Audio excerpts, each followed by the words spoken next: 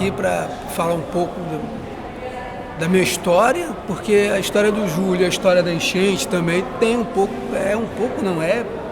faz parte da minha história de vida. O Enchente foi um filme retratado da enchente de 1996.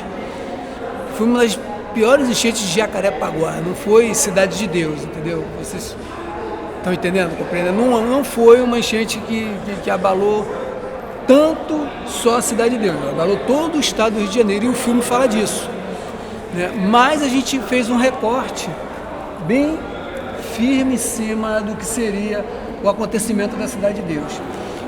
Esse filme foi feito finalizado em 2011, na verdade, ficou pronto em 2011, porque nós tínhamos conhecimento de que tinha uma gravação feita dentro da comunidade por um morador da comunidade, feita em VHS, inclusive. E nós descobrimos, depois da enchente rolou esse filme na comunidade toda e tal, e quando eu e Júlio começamos a fazer em 2003, e aí vem a grande figura, né, Júlio Peckley. Júlio Peckley é um vizinho meu. Nossas famílias se conheciam desde 1972, 73, porque eles foram morar colado mesmo, eram vizinhos de parede, um com o outro. A mãe dele morava com a família dela, que era a mãe e o pai, que eram avós do Júlio, que criaram o Júlio, inclusive. E o Júlio nasceu com uma deficiência, infelizmente. Não podia... Por dizer, ele nasceu com uma deficiência, mas ele andava. Ele tinha uma doença chamada distrofia muscular de Duchenne. E ele, aos poucos, foi perdendo os movimentos. A distrofia, ela atinge justamente os músculos. Então, todos os músculos do corpo da pessoa, ela vai definhando, né? Vai parando de funcionar. E eu conheci o Júlio, já conheci o Júlio há muito tempo, desde quando ele nasceu. Ele era 4 anos mais novo do que eu, e desde quando ele nasceu eu conhecia, mas foi quando ele tinha 8 anos, já estava com 12 anos, que nós descobrimos uma afinidade comum, que era o cinema. Tanto eu como ele nos descobrimos, moramos tanto tempo um do lado do outro e não sabíamos disso. E aí começamos a conversar, falar, e um dia a gente falava, um dia a gente vai fazer cinema, um dia a gente vai conseguir fazer isso. 2 pobres morando na Cidade de Deus, ele mais pior ainda, que ele era negro, né? Negro, deficiente, cadeirante, pobre, aquela coisa toda. Mas a gente foi atrás do nosso sonho, e em 2003 nós começamos a fazer um curso de audiovisual, concluímos esse curso e começamos a fazer curtas-metragens. O Júlio deixou uma obra extensa, bonita, foram 9 curtas-metragens, 3 ele dirigiu sozinho, mesmo na cadeira de rodas. Eu produzi todos os 3, inclusive.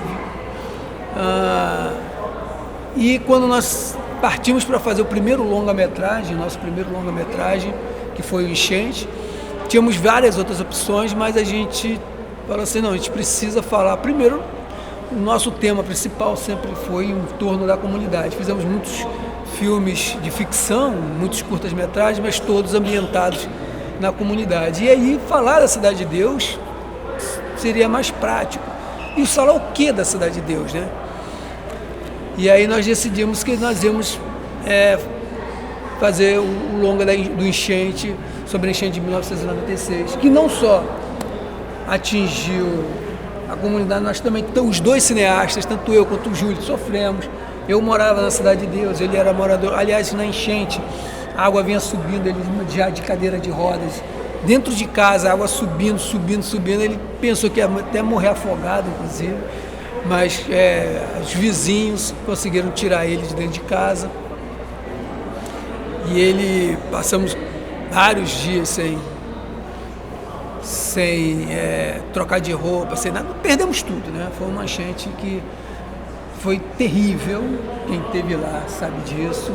Uma enchente que atingiu uma pequena comunidade que tinha em torno da Cidade de Deus. E essa comunidade era uns barracos, era uma invasão. E essa comunidade que era na antiga lagoa. A lagoa foi construída pela SEDAI, porque aquela lagoa não é natural, né? Todo mundo sabia disso, era uma lagoa construída pela SEDAI para o tratamento do Rio Grande, que passava por ali, fazer o tratamento do rio. E aquela lagoa, com a vazão da chuva muito forte, ela abriu, ela estourou, né? E aquela comunidade foi atingida, foi uma das mais atingidas. Houve pelo menos 25 mortes registradas pelo governo do estado. Não, só ali naquela comunidade. Acredita-se que morreu muito mais. Foi anunciado em todo o Rio de Janeiro, mais ou menos 70 pessoas morreram. Todo o Rio de Janeiro. Todo o estado, inclusive. Todo o estado do Rio de Janeiro. Baixada Fluminense, Jacarepaguá em toda a área, Taquara, enfim. Mas a gente acredita que foi bem mais do que isso. Foi muito mais do que isso, com certeza. E esse filme retrata isso. Tem muitas histórias em louco, né, que nós não conseguimos colocar no filme, porque o filme tem uma hora e meia, não dá para você colocar todo. Tem pessoas que não conseguiram dar depoimentos. Tem um grande amigo nosso, que fomos a primeira pessoa a procurar, quando a gente confirmou que ia fazer o longa, que é um amigo nosso de muito tempo. Eu joguei bola com ele, no time de camisa que tinha lá, o Nacional. E ele perdeu os pais nessa enchente, tragicamente, porque ele passou, o rio ainda não tinha, ainda estava cheio, estava começando a subir a água. Ele trabalhava na Cera Johnson, que não existe mais. Trabalhando na Cera Johnson, ele deu a volta, saiu, chegou, passou primeiro na casa dos pais, falou, aí, que levante alguma coisa e tal, ajudar. Aí o pai dele falou, não, por enquanto está tudo tranquilo, vai na tua casa, que ele morava bem perto do rio, vai na sua casa, que ele morava justamente nessa invasão que eu estou falando, vai na sua casa e depois você volta aqui para me ajudar. E aí ele vai para a casa dele. Quando ele chega lá, o rio começou a botar água para fora, começou a vazar. Ele não consegue voltar para a casa do pai dele e da mãe dele. E os pais dele morreram afogados naquela enchente. Era uma história que eu queria muito contar, que eu e o Júlio queríamos muito contar. E o Coxinha, que era Claudionei, o nome dele, mas a gente chamava ele de Coxinha, falou, olha, vou falar uma verdade para vocês, eu não vou conseguir contar essa história. Não vou conseguir, ainda é um impacto muito grande para mim. E esse filme foi feito em 2009, né? Foi concluído em 2011. Nós fizemos esse filme em 2009. E ele falou, olha, eu não vou conseguir dar depoimento, não vou conseguir falar nada. E fora outras histórias que foram filmadas, mas a gente resolveu acomodar 2 ou 3 histórias que conseguisse concluir o que aconteceu. Fala também das enchentes que houve no Rio de Janeiro, porque a Cidade de Deus, o Elton também sabe muito bem disso, a Cidade de Deus nasce de uma enchente, né? Ela começa a ser ocupada por causa de uma enchente de 66, e aí eu também conto um pouco da história das enchentes que abalaram o Rio de Janeiro durante todo um processo dentro do filme, né? E o Júlio, né, essa personalidade, essa pessoa que aos 11 anos de idade a família descobre que ele tem distrofia muscular, e o diretor de ortopedia do hospital da Gávea, Miguel Couto, né, fala para o pai, para a mãe dele, que na verdade não era mãe, era avó, ele foi criado pelos avós. Fala para a avó dele o seguinte, que olha, você não tenha muita esperança não, porque essa criança não chega aos 18 anos, ele tinha 11. Um desespero na cabeça de uma mãe, né? Eu acho que... E aí, graças a Deus, ele, apesar de tudo, fez hora extra até os 42. Eu sempre brincava dizendo que ele estava fazendo hora extra. Quando, ao seu falecimento, a gente trabalhava na Rede Globo, estávamos fazendo malhação, escrevendo, na verdade, tanto eu quanto ele. Foi um baque muito grande para mim, porque era um amigo de trabalho de 35 anos, nós começamos a trabalhar junto. E era uma figura espetacular, uma figura que tinha um carisma, né? Um carisma muito grande, uma pessoa que, onde chegava, ele abria portas, porque ele não se colocava como um coitadinho, nunca ele fez isso, né? É uma coisa muito legal que eu gostava de aprender com o Júlio, de nunca se colocar como uma pessoa, né, coitadinho, não, ele lá, ele podia fazer as coisas, ele, não, eu posso fazer, e fazia, e trabalhava, precisava às vezes que eu o assessorasse, mas ele fazia as coisas, conseguia fazer.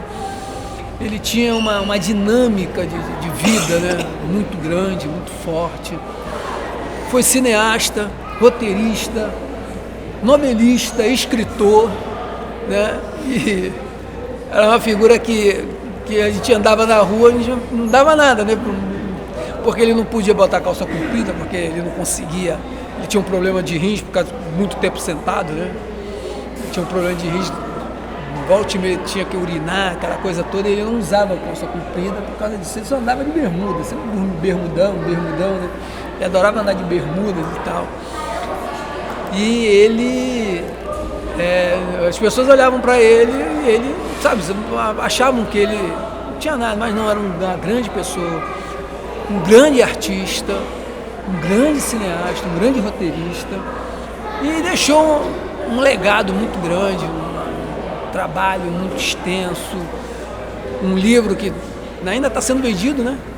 Ainda está, chamado Cidade de Deus Z, que é uma história de invasão de zumbi na favela, que foi uma história que nós dávamos cursos, né, oficinas de audiovisual. Um amigo nosso, vocês devem conhecer assim de nome, o Fiel, lá do Dona Marta, virou uma vez para a gente e falou assim, olha, tem um grupo aqui que a gente queria fazer, vocês não vêm aqui dar aula para a gente, não? Na hora que você quiser. Não, mas eu quero pagar você. Falei, não, rapaz, não precisa nada. Não, eu faço questão, não sei o que e tal. Muito bem. Passou-se um ano e ele me telefonou de novo para mim. Falei, cara, não estou conseguindo e tal, mas vou fazer uma coisa com você. Se eu pagar o almoço, pagar a passagem de vocês, cara, nem precisa e tal. Muito bem, aí mas combinamos e tal, e nós ficamos 3 meses. Foram cada sábado, né?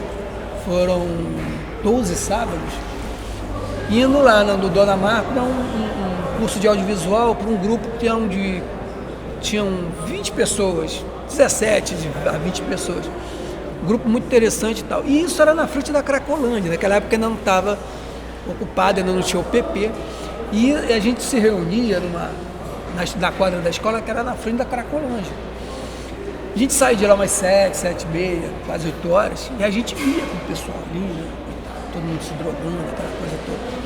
E o Júlio virou-se e falou assim, cara, já reparou que esse pessoal parece um zumbi? Não, uns zumbis, assim. E eu falei assim, caraca, é mesmo, né? Já pensou se todo mundo virasse zumbi, esse pessoal todo ia... E aí, nessa história, nasceu um roteiro de cinema chamado Rabdomeliose, que é o nome da doença. Rabdomeliose é o nome da doença que a pessoa contrai por muito tempo fumar crack. É quando aparece aqueles ossos, fica muito magro, aquela coisa toda, que é uma doença. E aí, esse roteiro nunca conseguiu ser. E aí, um belo dia ele falou assim, bom, posso pegar esse roteiro e fazer um livro? Nossa, vou fazer à vontade. Ele foi e escreveu o Cidade de Deus Z, que é a história de um crack contaminado na Bolívia e vem para o Brasil, aliás, na Colômbia, vem para o Brasil é apreendido pela polícia, mas acaba indo parar, né, numa favela, na Cidade de Deus, e feito, cara, os pedrinhos de crack, e toda vez que eles fumam, né, o crack, eles viram zumbi. E viram zumbi mesmo, de querer cérebro, aquele negócio todo. E foi uma das histórias que a gente compôs junto, assim, eu ajudei ele a fazer, perguntava umas coisas, tirava dúvida, aquela coisa toda. E é essa a história do grande, tanto do Enchente, que é o filme que a gente fez sobre essa, e a história desse personagem, dessa pessoa, desse cidadão que um dia, sabendo que tem todo um problema, né, de físico, virou e falou, não, eu vou ser cineasta, vou fazer filme, e fez. Você estava no dia da enchente? Eu trabalhava nessa época no centro do Rio, e eu era uma firma de cobrança, inclusive, obrigado. Era uma firma de cobrança que eu trabalhava. Eu saía de lá às 6 horas da tarde. Era na rua São José 70, perto da Praça 15. E o ponto final na época era na Praça 15. Eu saí chovia o dia todo, aquela chuvinha, né? E eu saí do trabalho, telefonei para o meu irmão, para a casa da minha mãe. E aí eu não morava lá, já era casado, o meu filho mais velho tinha nascido, aliás já tinha um casal de filhos, a Bianca e o William. E eu telefonei para ela, falei, cara, como é que tá o negócio aí? De encher o rio? Cara, ele falou, cara, a água tá subindo aqui, que é uma coisa de louco, não sei o que e tal. Eles estavam em cima isso na casa da minha mãe. Tinha telefone lá? Tinha, tem até hoje, o mesmo número, inclusive. E aí eu telefonei para ela e falei, Carlos, como é que tá o negócio aí? Ele falou, cara, aqui tá enchendo, tá cheio, não sei o que e tal. Mas não, tô indo para aí, eu já tô descendo, vou para casa. Quando eu cheguei na Praça 15, eu vi uma multidão de gente. Tinha um terminal naquela época lá, que agora já derrubaram, botaram no chão, mas terminal grande. E aí eu olhei aquilo, muita gente daqui, que coisa maluca, né? E não tinha um ônibus. E eu não prestei atenção nisso. Eu cheguei assim com aquela coisa de, sabe, vontade de ir para casa. Mas eu olhei, não vi um ônibus e aquela multidão de gente. Para encurtar a história, eu cheguei no dia seguinte, a pé, porque o ônibus não... Eu desci no Catonho, no Sulacap, e fui andando de Sulacap à Cidade de Deus, passando por dentro da Taquara, desci a Jauru, depois peguei Tindiba, fui direto para a Cidade de Deus. E só nesse dia, só nessa hora, foi que eu percebi o tamanho de estrago. A Taquara ficou uma coisa, carros virados, aquela coisa. Eu já fui chegando na Cidade de Deus com um olho desse tamanho, já apavorado, né? Não sabia o que tinha acontecido com a minha família. Você conseguiu pegar um ônibus da Praça 15 até a sua casa? Não, eu fui de metrô para Sans Pena. Da Sans Pena, passei a noite na Sans Pena, peguei o Marechal Hermes, fiquei em Madureira, Marechal Hermes Sans Pena, existe esse ônibus até hoje, mudou o número, mas existe. Peguei o Marechal Hermes Sans Pena, soltei na Madureira, e lá em Madureira também não tinha ônibus descendo, não tinha nada. Aliás, foi uma coisa interessante, quando eu cheguei em Madureira, eu vi o Caxias Freguesia descendo, eu falei, ih, rapaz, o Caxias Freguesia está entrando lá na freguesia. Aí o rapaz do lado falou assim, não tá não, ele está indo no campinho, dá a volta e volta de novo para Caxias. Ele não está indo lá. Chovendo o tempo inteiro, chovendo, continuava chovendo. Não, isso já no dia seguinte. Não tinha chuva mais. Tinha acabado de chover. Parou de chover. Eu estava na Sans Pena, acho que era 2 horas da manhã, tinha parado de chover. 2 horas da manhã. Você ficou em contato com a sua família? Não. Ah, sim. Eu telefonei até às 6 horas, até às 9 horas da noite eu consegui telefonar para minha casa. Depois disso, o meu irmão falou assim, olha, a gente vai sair daqui, eu vou levar minha mãe estava lá. Falou, olha, vou tirar minha mãe daqui está dando um jeito e eu vou para casa da minha sogra, que ele namorava uma menina que depois casou com ela e tudo mais, que era Jaci, que lá tinha laje, ele ia para laje, não sei o que e tal. E aí eu não telefonei mais para casa, até às 9 horas eu sabia como é que estava, a situação estava feia. E aí eu passei a noite na São Pena com um montão de gente conversando e tal, aquele negócio todo. Fui para Madureira, de Madureira eu arrumei 4 pessoas, a gente rachou um táxi, tentando entrar pelo Catonho. E quando chegamos lá já tinha uma barreira. Barreira de quê? Ali tem um quartel da aeronáutica, né? Ali no Campo dos Afonsos tem um quartel da aeronáutica. A aeronáutica tinha os soldados da aeronáutica que estavam na frente da entrada da subida do Catonho, não deixava ninguém passar. Tinha um caminhão atravessado. É porque é o seguinte, tinha uma barreira,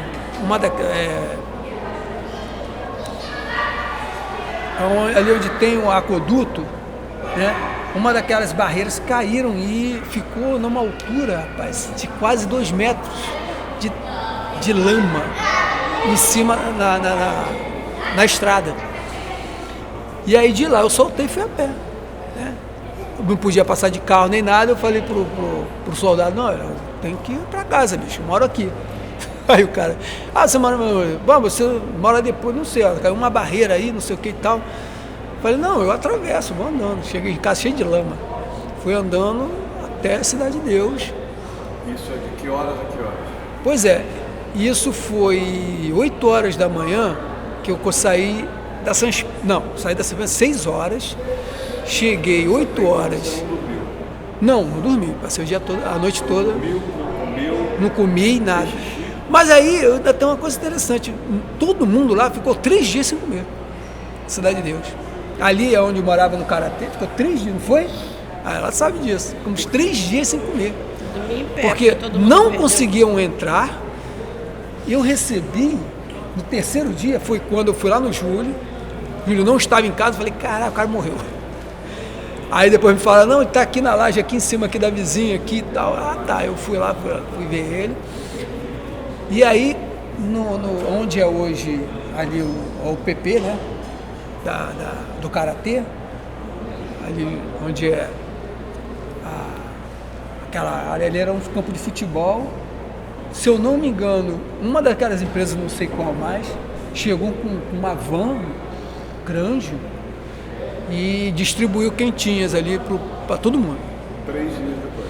3 dias depois. Hoje tem uma escola, Vila Marcelo, que abrigou algumas pessoas. Muita gente foi para a escola, desabrigada. Sim, ali, tanto na Joaquim Fontes. A gente estava convidando. Exatamente. E tem uma coisa interessante, Cidade de Deus é uma das comunidades que mais tem escola. Não sei se vocês sabem disso. São 12 escolas na comunidade da Cidade de Deus. 12. Inclusive 2 CIEPs, né? Que os dois, um tem o nome do seu João Batista dos Santos, né? Está aqui representado pela sua filha. E o outro é o Luiz Carlos Prestes, ou seja, também é a única comunidade que tem 2 CIEPs com nome de comunista. Tanto o seu João Batista como Luiz Carlos Prestes, né? Ele era do PCB, eu conheci o seu João Batista, eu era garoto ainda, já me metia com política, esse negócio todo, tinha 12 anos, se não me engano. E eu conheci o seu João Batista rapidamente, assim, ele fundou o Comocid, né? Cheguei através do Almir Paulo, também já conheceu o Almir naquela época e tal. Volta lá, você aí voltando lá, aí chegamos lá, cara, todo mundo perdeu tudo. Todo mundo perdeu tudo.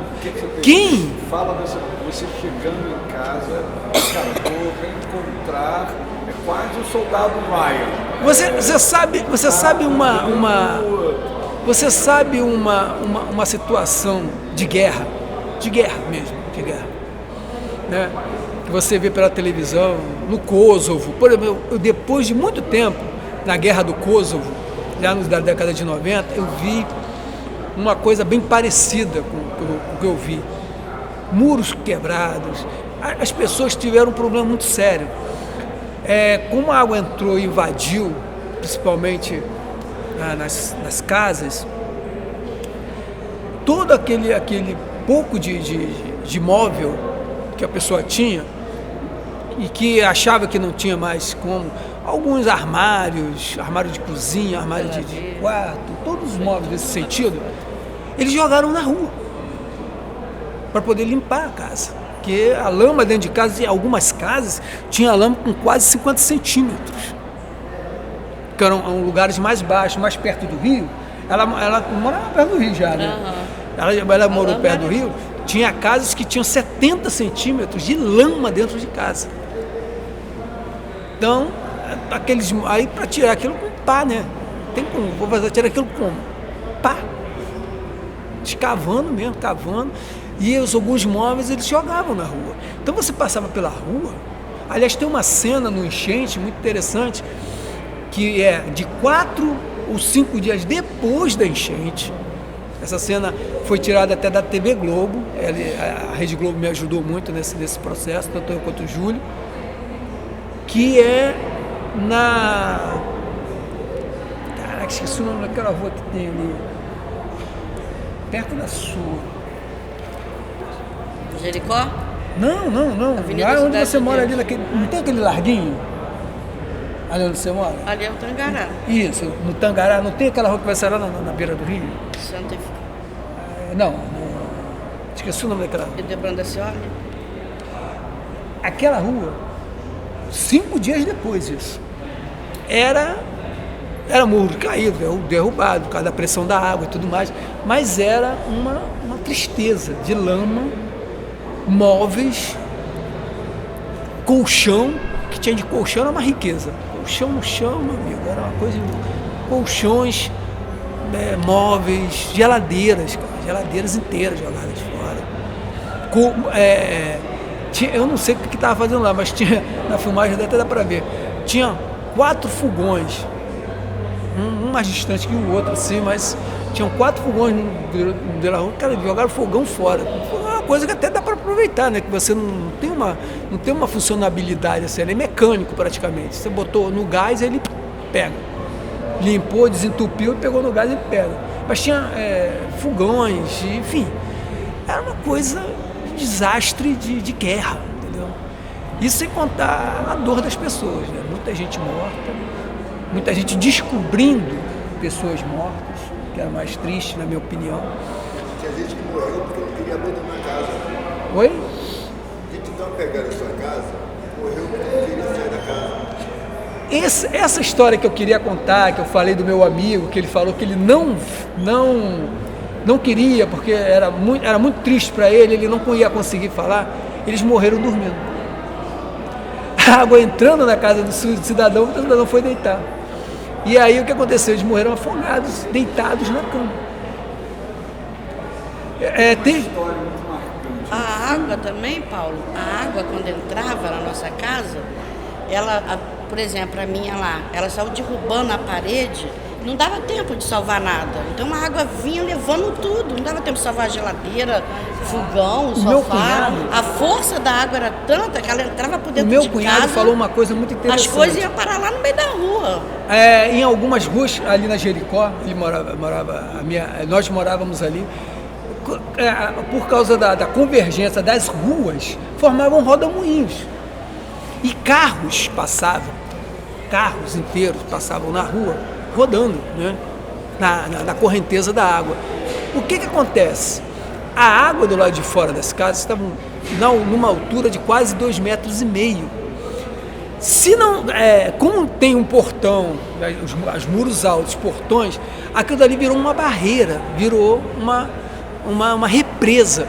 Quando aquilo era rompido, aquela água toda entrava dentro da casa do cidadão. Era uma coisa... derrubava o muro, a força da água podia derrubar o muro, né? Se o muro tivesse já rachadinho... Baixa, né? Então o Rio Grande ele foi descendo, a cidade de Deus ficou muito atingida por ela ser um pouco mais baixa. Então quando a água descia com uma velocidade muito grande, exatamente. Percorria um caminho, porque ele já vinha da Taquara, trazendo galho de árvore, ele já percorreu um caminho, quando chegava ali pegava velocidade para descer, que é justamente a descida que vai para dentro da Lagoa de Jacarepaguá, né? Que é ali, esse já aqui pertinho. Muita coisa combinou. Então convergiu um monte de problema para agravar nós fomos atrás da história da represa. Nós não conseguimos o depoimento da pessoa que na época estava tomando conta da represa. Porque, não sei, nós não achamos a pessoa, simplesmente. Ou esconderam de nós a pessoa também, achavam que poderia... Na verdade, a represa não se rompeu. Foi a represa do Pau da Fome, porque a Rio Grande vem da Pedra Branca. Né? E na Pedra Branca, na reserva da Pedra Branca, tem duas represas. Uma do lado de lá, que é do Camurim, a represa do Camurim. E a do lado de cá, que é do Pau da Fome. A que corresponde ao Rio Grande é o do Pau da Fome. Na verdade, eles abriram a represa. Quando eles viram que ia vazar e a represa poderia romper, eles resolveram abrir as comportas, porque eles falaram, agora não tem jeito, e abriram. Não chegou a romper, a represa ainda está intacta até hoje, do mesmo jeito que estava naquela época, mas as comportas foram abertas. Quando você chegou em casa? Eu cheguei 1h da tarde do dia seguinte. Sentei na beira da calçada, ainda havia muita lama, muita gente lavando que tinha sobrado. Também foi atingida pela enchente? Foi. Só que onde eu morava na época era com o meu sogro. E havia uma segunda com o meu sogro. Eu morava com o meu sogro. Com o meu sogro. E aí da minha sogra, né? E era de laje. Que era o nome de um lugar. Não. Moçogro. Não, no meu sogro. Karatê, moçogro. Não. E aí, como tinha laje, o pessoal passou para a parte de cima, mas não salvou nada embaixo. Quando viram que a água começou a entrar, eles, muita criança, meus filhos inclusive, subiram para cima da laje, uma parte da laje, que só tinha um pedacinho coberto. Não tinha casa, não tinha nada, era uma laje batida, mas tinha um pedacinho coberto, o pessoal ia lá fazer um churrasco, era um negócio todo e tal. E ali o pessoal ficou todo mundo ali chovendo, o pessoal todo ali colhido, até a chuva passar. Passaram a noite ali, e aí quando eu chego em casa, está o meu cunhado, o primo da minha esposa, o meu sogro, minha sogra, todo mundo lavando. Lavando já? Já estava lavando a calçada e estava lavando a casa. Na verdade, o meu cunhado estava com a pá tirando uma parte de lama que tinha ali ainda na porta de casa. Eles começaram a puxar lá de dentro para fora, e aí eles fizeram tombamento, que a gente chama, né? Brinca de quando a gente faz cimento, a gente tem que tombar a massa lá e tal. Aí para misturar você vai tombando, pegando, e eles fizeram isso. Foram lá para dentro, aí jogando a lama por cima de lama, até chegar do lado de fora da casa. E você dormiu ou você... Não. Eu fiquei 2 dias acordado nessa época. Passei 2 dias acordado. À noite que eu fui trabalhar, né? Choveu, isso foi uma quarta-feira, 13 de fevereiro. O primeiro título do enchente era 13 de fevereiro, que é a data que aconteceu o enchente, né? A data que aconteceu. Então isso foi 13 de fevereiro, uma quarta-feira, de 1996. Fui trabalhar, aí aconteceu, não chego em casa, chego no dia 14, 1h da tarde, no outro dia, e aí só fui dormir no dia 10, porque não tinha colchão, não tinha nada, a gente arrumava jornal e papelão para as crianças dormir. Não tinha colchão, não tinha nada. Foi perda total. E onde é que você arrumava jornal? Pois é, depois de um tempo, algumas pessoas começaram a doar algumas coisas e as pessoas começaram a doar, e aí vinham, o meu sogro, ele trabalhava na feira, e o patrão dele mandou uns jornais, ele morava na Vargem Grande, mandou jornal, mandou caixote, mandou caixa e tal, fruta, ele vendia fruta, legumes.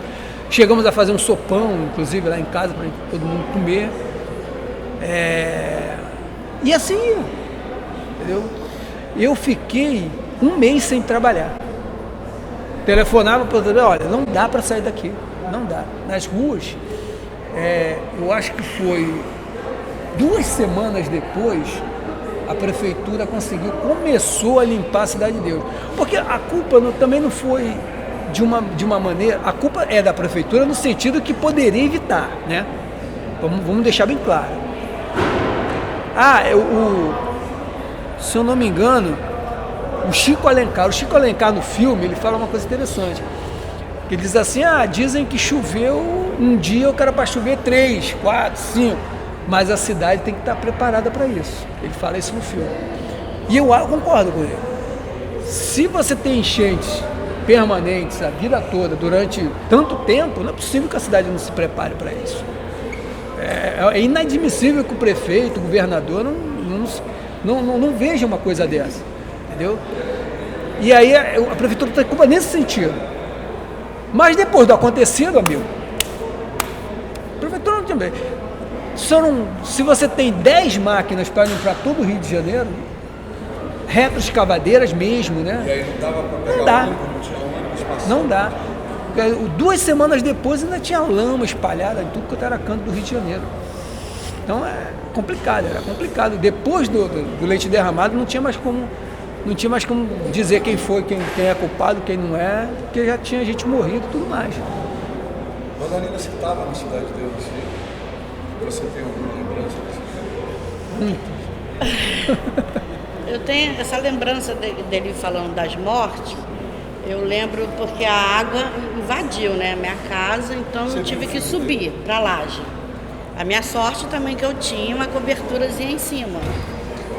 Aí eu fiquei lá em cima, enquanto a água era tão forte. Seu filho já morava contigo ali? Hã? Seu filho morava contigo naquela época? Não. Nem sua filha? Não, minhas filhas moravam lá na Barra, onde morreu muita gente também. O Dayangá, né? Despencou, morreu muita gente. Na Barrinha ali. E eu lembro que do salva-vida, você lembra que o salva-vida morreu? Um salva-vida? Tá no filme. Então, a água era tão grande que conforme ele botou o bote ficou na altura da minha laje. E ele falando comigo, ele disse, minha senhora, a senhora desce daí, vai procurar um lugar. Eu falei, moço, não tem pra onde ir não, eu tenho que ficar aqui. Entendeu? Aí ele, mas tá chovendo muito. A senhora não. Aí ele segurando na corda, assim, e a corda arrebentou, pra ver como a água era tão forte. A corda arrebentou e ele não estava dentro do bote, ele estava fora do bote, porque ele estava atravessando para salvar uma família, né? Para resgatar umas famílias que morreu também essa família, que estava do outro lado do rio. Quer dizer, virou tudo rio, né? Tudo era rio. Tudo virou rio. Você viu ele no salvador? Ele falou comigo, a última vez que eu vi ele. E ele passando na corda, que a corda estava amarrada no poste. Então ele atravessando, conforme ele foi atravessar, veio aquela água muito mais forte ainda e levou ele. Ele apareceu morto lá embaixo. Ele aparece, tem uma senhora que conta essa história no filme. Então, vai coincidir a mesma história. E é isso. Eu lembro que depois que acabou a chuva, as minhas filhas vieram, pô mãe, como é que tá aí a situação, assim, minha filha? E eu chorando, eu perdi tudo. E tava tudo cheio de lama, e a lama podre, fedorenta, não tinha como você lavar as coisas, não tinha como recuperar. Porque mesmo que você lavasse os pratos, as coisas ficavam tudo fedendo a cocô, porque aquilo ali era do esgoto, do rio. O rio era limpo, que tinha camarão, que a gente tomava banho, o rio virou esgoto. Então, dentro de casa não dava para aproveitar nada, a gente não tinha roupa do corpo, né? Que nem Paulo falou, a gente ficava sem dormir, porque não tinha roupa nenhuma para vestir, né? Lençol para se cobrir. A assistência veio depois que a prefeitura entrou, dando colchonete, dando coisa, mas e não aí foi o suficiente, né? Muitas pessoas era briga não dava para pegar. Era briga. Né? Não, era. Você leva 30 colchões para 12 mil pessoas que estão desabrigadas. Aí chegava com cesta básica e tudo.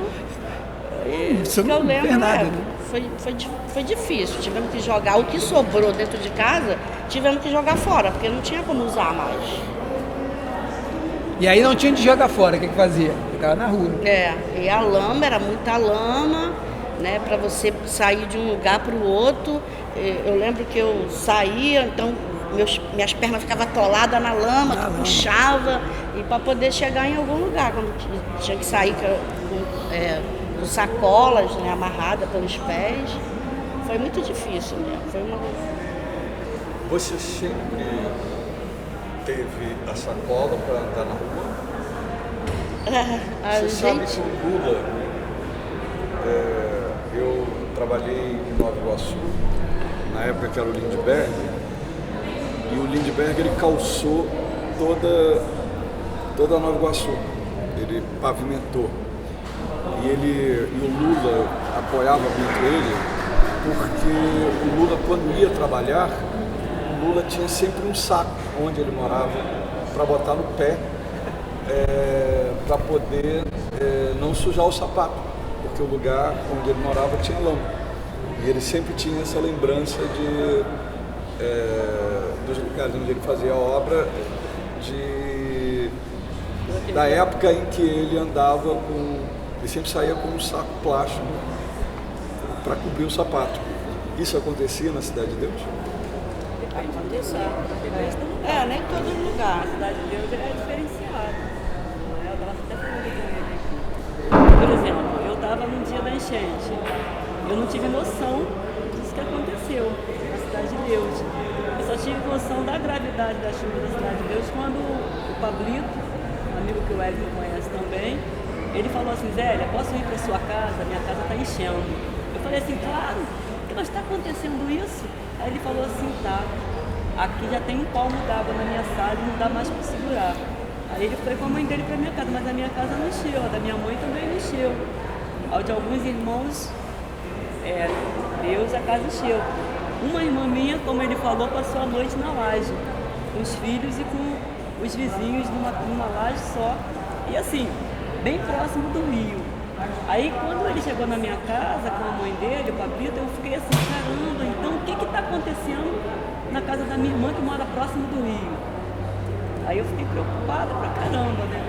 Mas felizmente também passou a noite na laje, na chuva, com as crianças, mas não perdeu tudo de casa, alimentos, móveis, mas não aconteceu nenhum ferimento, nenhuma gravidade. Então a chuva durou quanto tempo? Você começou que horas? Assim? Isso, quando eu saí para trabalhar, eu saía para trabalhar mais ou menos umas 6 horas da manhã, acordava umas 6 horas, porque eu pegava umas 9 e naquela época não tinha linha amarela, tinha que ir pela serra, aquelas coisas que Jacarepaguá já passou por muito tempo. E aí eu acordava às 6 horas, já estava chovendo, saí de casa com chuva. O mais impressionante disso tudo, na minha opinião, é o seguinte: não houve uma chuva, né, aquela torrência, aquela coisa. Houve uma chuva de verão contínuo, aquela chuvinha fraca que fica o dia inteiro chovendo, entendeu? Que às vezes dá uma paradinha e volta a chover de novo e tal. Não é uma, sabe, aquelas chuvas fortes. Choveu forte pra cá. Não, isso chove forte depois à noite. Porque eu já estava na Sanspena e eu telefonei para ele e falei: agora tá chovendo, agora tá caindo água mesmo, tá chovendo forte. Você ficava ligando para casa? Hã? Você ficava ligando para casa? Eu ficava toda hora, ligando para casa da minha mãe, porque a minha casa não tinha telefone, né? Onde eu morava não tinha telefone. Aí eu pedia para ele ir lá. A primeira vez que eu telefonei foi justamente por isso. Falei assim: meu irmão, faz um favor para mim, dá um pulo lá em casa e vê como é que está a situação lá. Ele falou: cara, não dá para sair na rua. Falou: não dá para sair na rua. Não tinha rua, virou tudo rio. Rio da Zé de Mateus, não sei como aquele rio. Hoje tem um posto de gasolina. Uhum.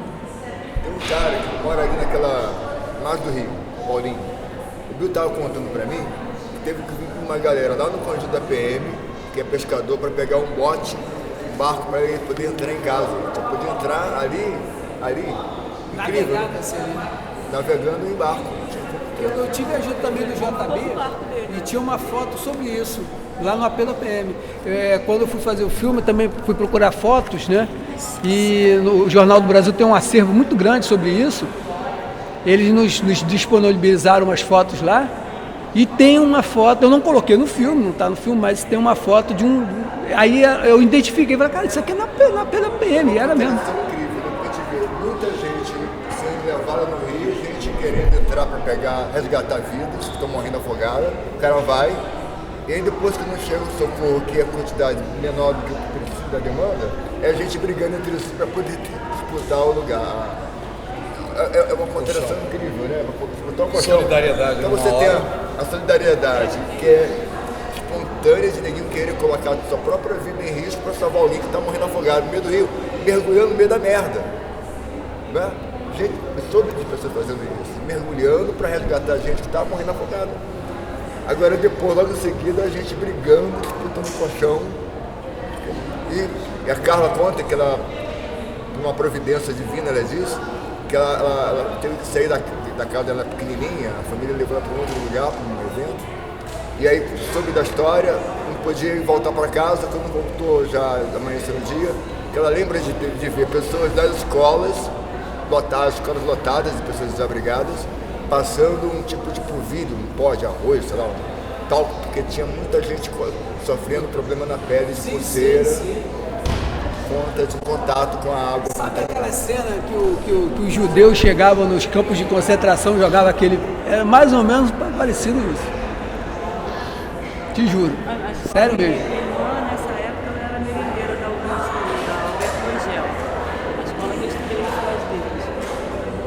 A Alberto Rangel ficou lotada de desabrigados. Eu inclusive fui lá para fazer até curativos em algumas crianças. Não pode pó, não. O cara que conta isso, o cara do CBD acontece. Ali no 13, na altura do 13, depois do lazer ali é mais alto. Tanto que a Silene falava pra mim assim, cara, eu só tive noção do que aconteceu, a Silene mesmo, pergunta a ela tá aí. Onde a minha mãe mora, perto da Silene. Ela falou, só tive noção mesmo no dia seguinte, porque a água entrou dentro de casa e tudo, mas ali é mais alto, né?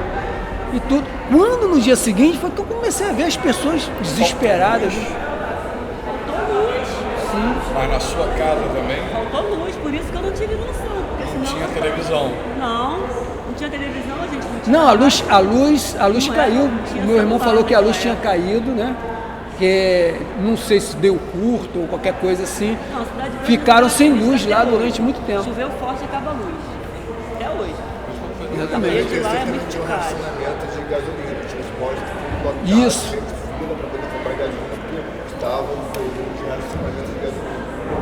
Então, interessante, o pessoal não tinha que movimentar esse carro rápido, o carro, porque não tinha gasolina. Para poder dar socorro. A água ficou ali do rio que o Hélio se referiu, perto do posto de gasolina, até a Praça da Cidade de Deus, assim, na praça, um palmo mais ou menos d'água. Tanto que na minha casa, morava perto da Praça da Cidade de Deus, não entrou água. Tem alguns A casa da pontos. Silene, a casa da minha mãe, tem alguns pontos da Cidade de Deus, não encheu. Na altura ali da Porta do Céu, não tinha quantidade de água que tinha mais embaixo, porque aquela rua ali é uma descida, né? Faz isso, É uma descida onde você vai ali descer pro do rio. rio, Ali na faz Porta do Céu tinha água, coisa de um palmo ou dois. Falaram isso pra mim depois, né? Eu peguei vários depoimentos pro filme e aí as pessoas falavam isso. Na Porta do Céu tinha coisas de um palmo de água só, que não dá pra, né? As pessoas levantam um pouquinho aqui, botam em cima de um banco e tal, salvou-se tudo. Importante para quem não conhece, deve entender que onde é a Porta do Céu. Ah, é verdade. Onde é o supermercado Presunic ali, né? É um pouquinho mais para cá, antes de chegar. Tem um posto grande de gasolina ali agora, né? Ali é bem exatamente ali, tem uma rua e ela é assim, ó, que vai em direção ao rio, ela desce.